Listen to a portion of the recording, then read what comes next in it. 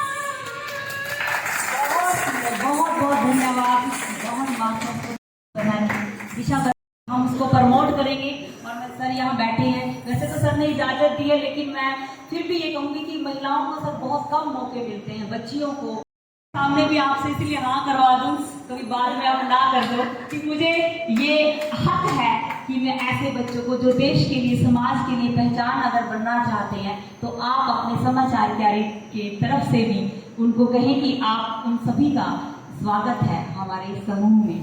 तो बिल्कुल बहुत बहुत धन्यवाद। और इसके बाद मैं बिना देरी किए बस हम अपने रचनाकार जो है हमारे तैयार हैं, लेकिन आप एक बार पहले आके थोड़ा हमें आशीष वचन अपना दे और एक बार जोरदार तालियां हमारे मुख्य संपादक राजेश कुमार जी। भारत माता की जय, भारत माता की जय, वंदे वंदे, जय हिंद। मातृशक्ति और इस देश की ताकत, इस देश का भविष्य बहुत ही आदरणीय साहित्यकार, आप सबका नमन, आप सबको बहुत बहुत सम्मान, स्वागत। सभी का नाम संभव नहीं है, कुछ नाम लेने अति आवश्यक है। हमारे बीच बहुत ही वरिष्ठ डॉक्टर पुनीत बेटी जी, कैप्टन राजेंद्र शर्मा जी, प्रतिमा माई जी, ओपी सियाग जी, जिनको मैं जानता हूँ, सॉरी उनको बुरा नहीं मानना, आप सब मेरे लिए आदरणीय है, बट नाम लेना जरूरी है। और सबसे वरिष्ठ हमारी नीलम त्रिखा जी, आज के कार्यक्रम के आयोजक और संपादक, जिन पर जितनी बात करा कह जाए कम है, इनके विषय में बाद में बोलूंगा, पहले कार्यक्रम की बात करता हूँ। आप सभी बहुत ही आदरणीय साहित्यकारों, आज साहित्यकारों का ही समय है, यही इसके विषय में बात करते हैं। साहित्यकार ताकत है। जब जब इस देश पर कोई भी विपत्ति आई है या संकट में आया है या समाज को परिवर्तन की आवश्यकता पड़ी है, साहित्यकारों ने अपनी कलम की लेखनी के माध्यम से इस देश को, इस दुनिया को एक दिशा दी है। अब बोलेंगे कैसी दिशा दी है? विशेष तौर पर मैं मातृशक्ति की तारीफ करूंगा। माताओं की जिम्मेदारी बहुत होती है, घर में बहुत काम करना पड़ता है उनको। उस काम के बीच में से जो बहनें मातृशक्ति, जिन्होंने ग्रंथ लिखे हैं, पुस्तकें लिखी हैं और अपने विचार देकर इस समाज को बार बार कितनी बार दिखाई दी हैं, रास्ता दिखाया है। पति को समय दे नहीं पाते, बच्चों को समय दे नहीं पाते, भाइयों को समय दे नहीं पाते, उन सब की निगाहों में उनके दोषी बनकर फिर भी मैं उनको सलूट करता हूं। उन ऐसी लिखना आसान काम नहीं है, किताब लिखना कोई बच्चों का खेल नहीं है, इसके लिए बहुत बलिदान करना पड़ता है। इस बलिदान को अक्सर लोग ध्यान देते नहीं है, देखते नहीं है, इसको सामान्य लेते हैं। साहित्यकारों का इतिहास बहुत पुराना रहा है। 900 साल की गुलामी और उससे पहले 5000 वर्ष पहले भी जितने भी ग्रंथ हैं साहित्यकारों ने लिखे हैं। रामायण किसने लिखी, हमारे ग्रंथ किसने लिखे हैं? साहित्यकारों ने लिखे हैं। साहित्यकारों की जितनी तारीफ की जाए जितना उनका वर्णन किया जाए बहुत ही ज़्यादा कम है, लेकिन बहुत ही एक आज के समय में साहित्यकारों का सम्मान नहीं है। मैं किसी सरकार का दोष देता नहीं हूँ। 75 साल आज़ादी की बात करता हूँ मैं।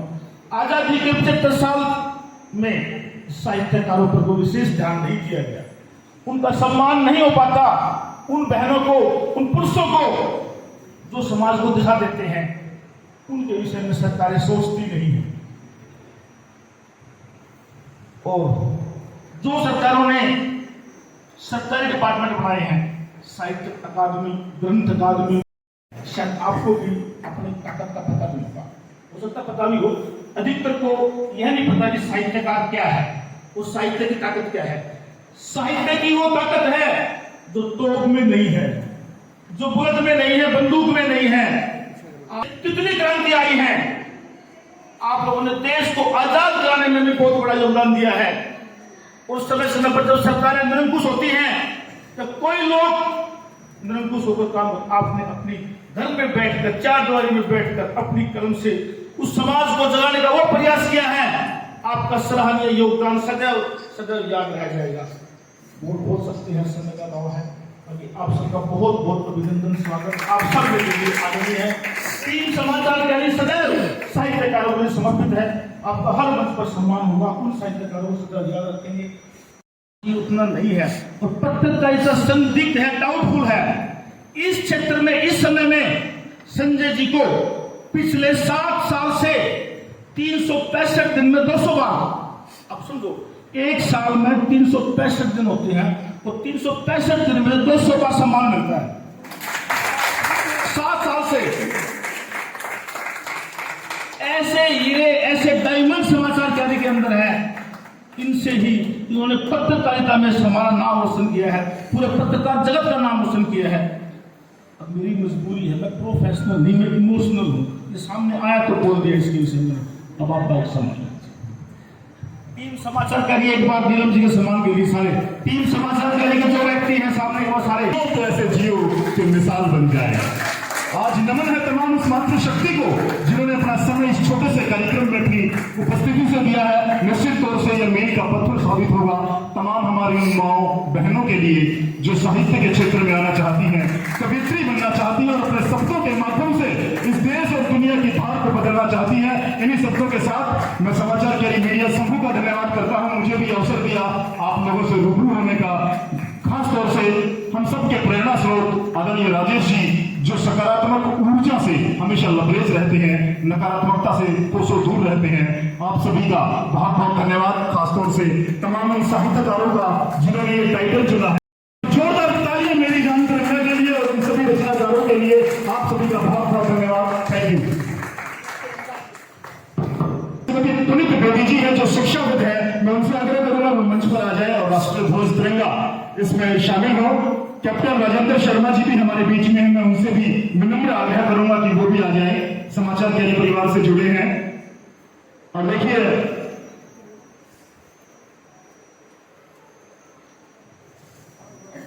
एक ऐसी शिक्षाविद जिन्होंने ताउम्र विभिन्न शिक्षण स्थानों में बच्चों को न केवल शिक्षित किया अपितु सेवानिवृत्ति के उपरांत अपने लिए जो कर रहे हैं, हमारा अनुभव दूसरों के काम आ पाए। देखिए राष्ट्रीय ध्वज तिरंगा भारत देश की आन बान शान उमंग। उनके पंखों को खोल दो।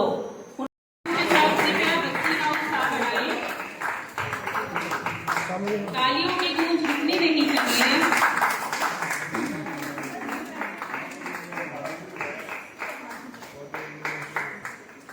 जी कृपया मेरे पास, मेरी तरफ, मंच की तरफ आ जाएं। निशा वर्मा जी, निशा वर्मा जी, इनके बाद सुधा बत्रा जी, सुधा बत्रा जी मंच के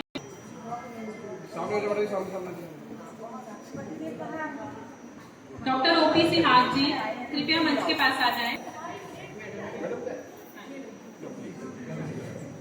इनके बाद शहला जावेद पहली बार किताब में शिरकत करते हुए जोरदार तालियों के साथ कृपया स्वागत कीजिए सभी रचनाकारों का।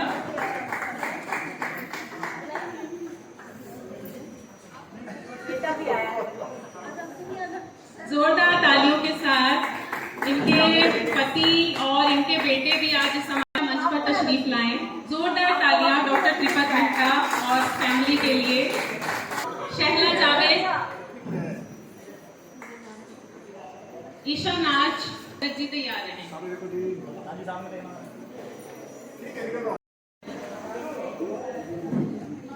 इनके बाद गरिमा गर्ग जी कृपया मंच के पास आए।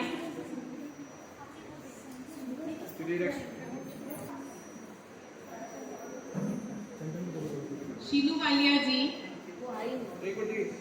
इनके बाद नीलम नारंग जी तैयार रहे। नीलम नारंग जी।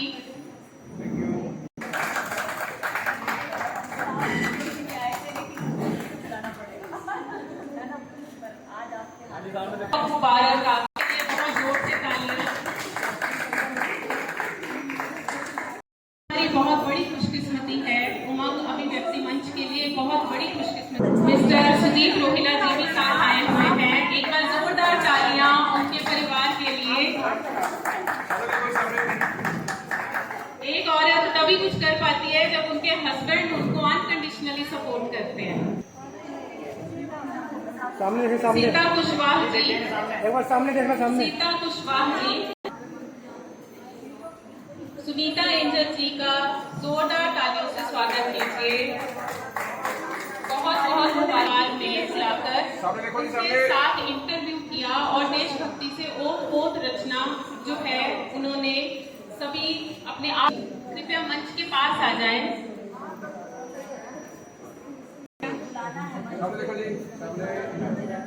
सीता कुशवाहा बैंक के लिए जोरदार तालियां।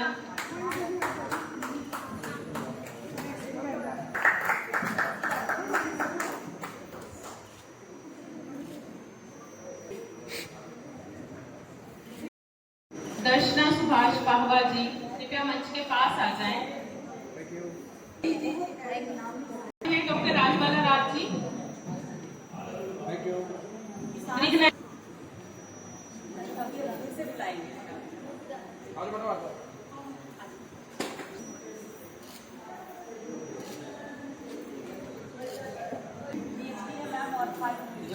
राशि श्रीवास्तव।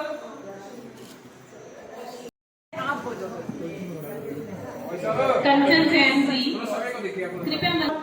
सहयोगी थी डिम्पल गर्ग जी, उनके पतिदेव हमें हर बार हर फंक्शन में सम्मानित करते हैं और भैया आज भी नीलम जी को सम्मानित कर रहे हैं।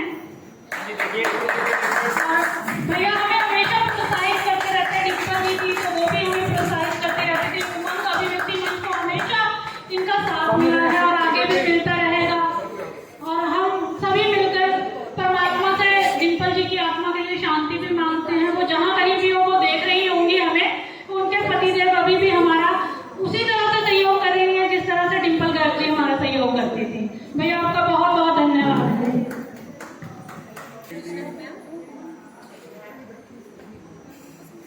सभी को यूं ही जिंदगी भर सम्मान मिलते रहे। सब उमंग अभिव्यक्ति मंच की यही कामयाबी है कि लोग अंदर से जज्बा जो लोगों का निकल के आता है ना कि इतना काम कर रहे हैं साहित्य के क्षेत्र में, तो वो है। मुझे सिर्फ दुआएं दो। मैं यही चाहती हूँ कि मैं और काम करूँ और बिल्कुल अगर किसी का सम्मान रहता है और यहाँ है तो कृपया बता दे। और मेरी हमारे भी और साथ में सीडी कौशल भैया जी और कविता रोहिला जी और उनके हस्बैंड सुदीप जी सब मिलकर ये एक साथ आए हैं। और मेरे लेट आने का कारण भी यही सब है।